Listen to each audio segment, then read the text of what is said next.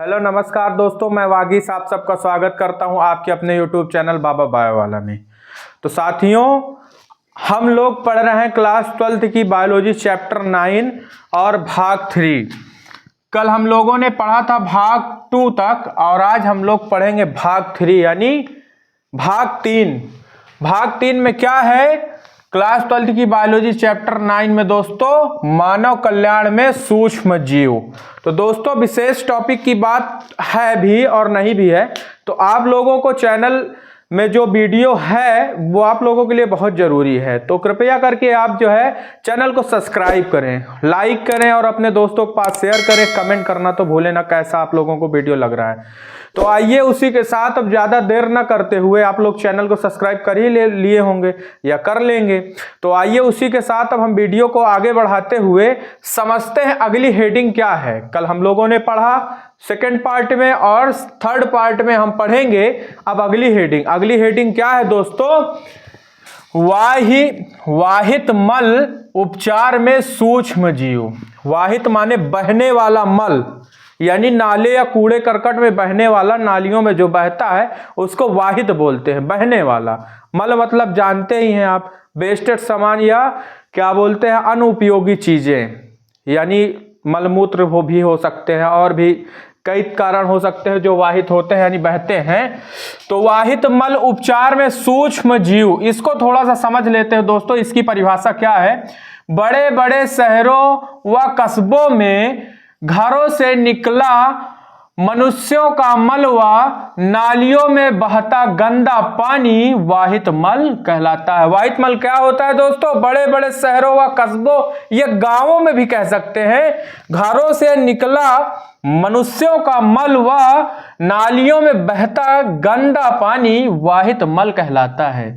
इस वाहित मल को सीधे किसी नदी या झरने में डालना हानिकारक हो सकता है। यानी यह क्या, मनुष्यों का मल व गंदी नालियों का पानी जो हम नदी और झरने में डालते हैं, ये चला जाता है हमारे द्वारा या प्रकृति के द्वारा। प्रकृति क्या करेगी? हमारे ही द्वारा जाएगी दोस्तों। तो वह जो है हानिकारक हो सकता है। क्या हो सकता है? हानिकारक हो सकता है। इनमें कार्बनिक पदार्थ की मात्रा अधिक है जो जल को दूषित करती है। कार्बनिक पदार्थ की मात्रा बहुत ही ज्यादा है जो जल को दूषित करती है साथियों, ठीक है। इसमें रोगजनक रोगाणु होते हैं, मतलब वो ग्रसित कर देते हैं उससे तमाम तरीकों की। अगर नालियों में गंदा पानी बह रहा है तो उससे कई प्रकारों के जो है सूक्ष्म जीव उत्पन्न होंगे जो शरीर के लिए बहुत ही हानिकारक साबित हो सकते हैं, ठीक है दोस्तों। तो इसमें हानिकारक भारी मात्रा में धातु और अकार्बनिक यौगिक भी होते हैं साथियों, ठीक है। फिर उसके बाद वाहित मल जलाशयों को दूषित कर देता है, यानी उसमें जब मनुष्यों का मल मूत्र व गंदी नालियों का पानी जाएगा तो जाहिर सी बात है साथियों कि वो जल या नदी का या झरने का पानी और झरना जो है दूषित हो जाएगा। तो यह तो आप लोग समझते हैं और समझदार भी हैं। तो आप लोग कमेंट करके बताएं आप लोगों को वीडियो कैसी लग रही है, अच्छी या बुरी, या कैसे भी समझ में आ रहा है आप लोगों को कि नहीं समझ में आ रहा, वो भी अब जानते हैं। फिर ठीक है, इसके आगे अब देखते हैं वाहित मल उपचार के लिए 2 चरण होते हैं। कौन कौन से?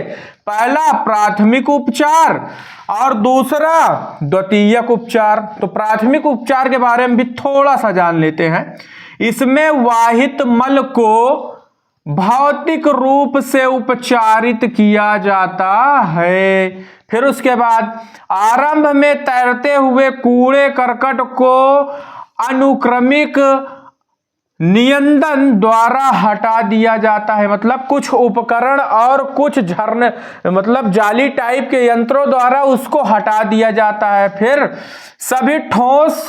सभी ठोस प्रकार के पदार्थ जो उसमें रहते हैं वह नीचे रह जाते हैं, यानी कि जो प्लास्टिक के कम वजनदार चीजें या कूड़े करकट है तो वह ऊपर तैरता रहेगा जल में, और वह जो ठोस होगा वह नीचे जम जाएगा, तो उसको भी हटा लेंगे। तो अब प्राथमिक उपचार पढ़े, अब थोड़ा सा द्वितीयक उपचार के बारे में जान लेते हैं दोस्तों। इसमें वायु स्राव स्राव को वायवीय टैंक से ले जाया जाता है और इसमें वाहित स्राव में पाए जाने वाले कार्बनिक पदार्थों को वायवीय अणुओं जीवाणु अपघटित कर दिया जाता है। मतलब वाहित स्राव में, मतलब बहने वाले पानी में वायवीय टैंक से ले जाया जाता है और इसमें बाह्य स्राव में पाए जाने वाले कार्बनिक पदार्थों को अलग कर लिया जाता है। ठीक है दोस्तों, जीवाणु अपघटित कर दिया जाता है। फिर अगली देख लेते हैं, अगली पॉइंट क्या है। कवक के तंतु जीवाणु के साथ मिलकर ऊर्जा निर्मित करते हैं। यानी क्या उत्पन्न करते हैं दोस्तों? ऊर्जा उत्पन्न करते हैं। कवक के तंतु जीवाणु के साथ, कवक का जो तंत्र होगा उसके साथ जीवाणु मिलकर क्या करेगा? ऊर्जा निर्मित करेगा। फिर उसके बाद देखते हैं, इस गैस का प्रयोग रोशनी रखने व खाना बनाने के लिए प्रयोग किया जाता है। फिर उसके बाद दोस्तों यहां तक तो हम लोगों ने पढ़ लिया। अब अगली हेडिंग क्या है? बायोगैस के उत्पादन में सूक्ष्म जीव। तो आप लोगों को वीडियो अच्छी लग रही हो तो चैनल को सब्सक्राइब कर लें, लाइक करें, कमेंट करें और अपने दोस्तों के पास शेयर करें, वो लोग भी पढ़ें, उन लोगों का भी नॉलेज बढ़े, यानी ज्ञान बढ़े। तो साथियों, अब हम लोग जानेंगे बायोगैस के उत्पादन में सूक्ष्म जीव के बारे में, और थोड़ा थोड़ा जानते हुए और इस चैप्टर को जो है समाप्त करने की ओर हम लोग चल रहे हैं। तो आइए बायोगैस के बारे में भी थोड़ा सा जान लें, फिर अगली पॉइंट फिर देखेंगे। तो साथियों, अब आइए जानते हैं बायोगैस के उत्पादन में सूक्ष्म जीव। क्या दोस्तों? बायोगैस में उत्पादन में सूक्ष्म जीव क्या होते हैं, इसकी परिभाषा जानते हैं। बायोगैस का वह समूह होता है जिसमें मीथेन CH4 50 से 70% व अन्य गैसें, जैसे अन्य गैसों में CO2 H2 H2S सम्मिलित होते हैं। ठीक है। जैव भारों से प्राप्त ऊर्जा का स्रोत गैस के रूप में जैव गैस कहलाता है।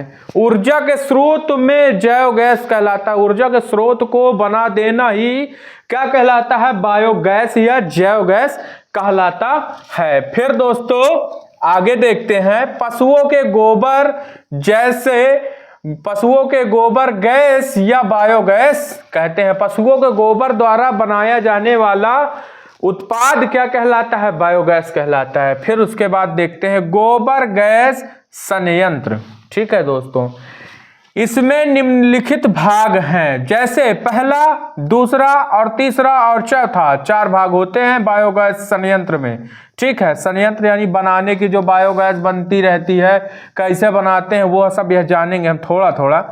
स्लरी टैंक, इसमें छोटे से टैंक में गोबर को पानी के साथ मिलाया जाता है और इसमें स्लरी बनाया जाता है। इसे स्लरी को पाइप के द्वारा डाइजेस्टर टैंक से जोड़ा जाता है। ठीक है दोस्तों, डाइजेस्टर टैंक क्या होता है अब इसको जानते हैं। डाइजेस्टर टैंक यह एक टैंक है जो 10 से 15 फीट गहरा होता है।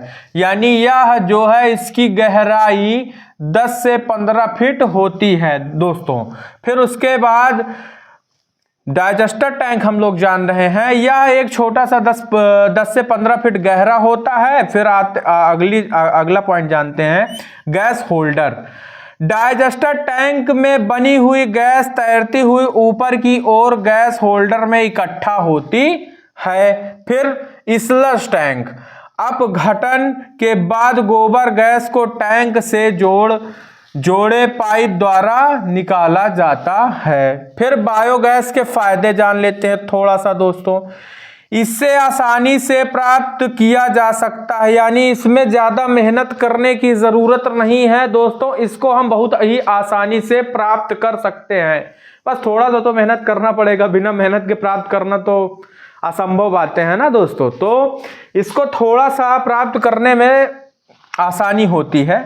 फिर इसका प्रयोग भोजन, रोशनी आदि में किया जाता है। इसके द्वारा गोबर से होने वाले प्रदूषण खत्म होते हैं। यानी जब हम गोबर को इकट्ठा करेंगे, पशुपालन करेंगे दोस्तों, पशुपालन पिछले चैप्टर में हम लोगों ने पशुपालन के बारे में थोड़ा सा पढ़ा था।